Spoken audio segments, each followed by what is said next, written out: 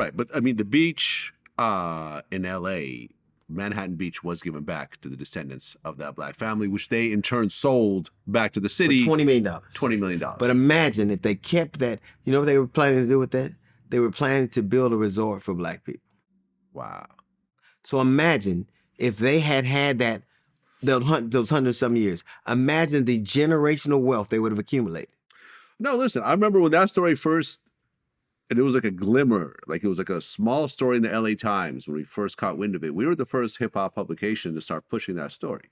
And, you know, I'm not saying that we're responsible for it growing, but we were one of the prominent outlets that started to push it. And then other, you know, once we pushed it, then Shade Room and all the other ones, you know, affiliated, you know, blogs started to push it, and it started to get bigger and bigger to the point where the governor stepped in and said, yeah, we're going to give it back to them. Yeah. And they gave it back to them. And then, you know, people are complaining, oh, they sold it for too cheap and so forth. Well, that was their choice. It wasn't worth anything now.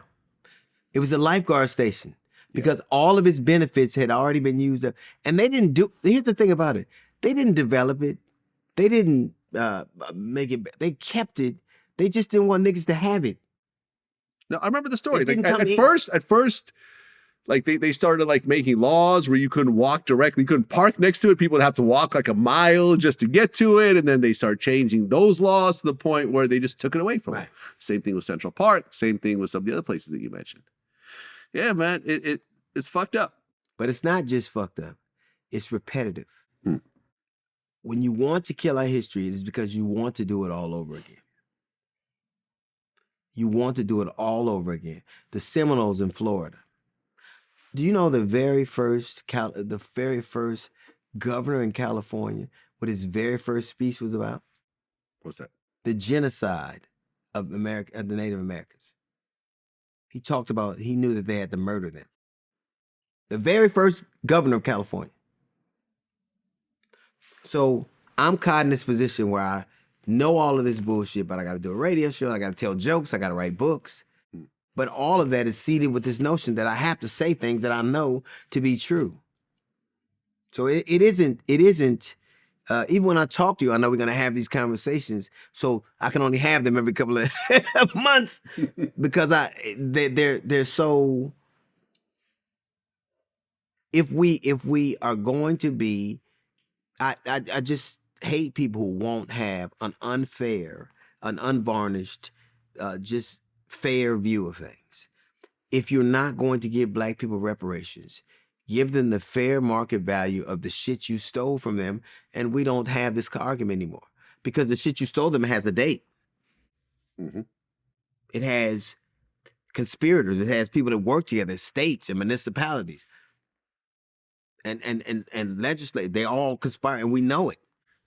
Do you think there'll be actual reparations in our lifetime for black people in the United States? I know California's working on it, San Francisco's working on it. It seems like it's still very far off from the point of checks being, you know what was funny? I thought weed was far off.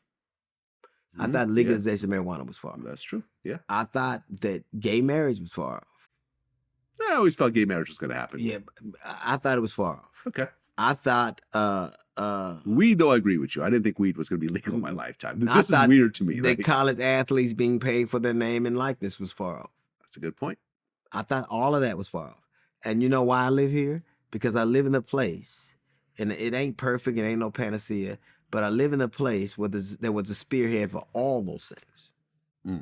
It did 3 strikes. It was, people don't realize California is very conservative up until about the early 2000s.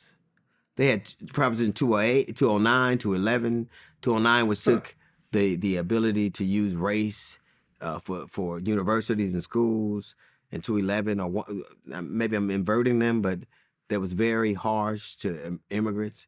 And then there was this influx of young people, and all of a sudden you have legalized gay marriage, you have marijuana that's legalized, you have name and likeness. All of those things came as a result of this large state becoming more progressive.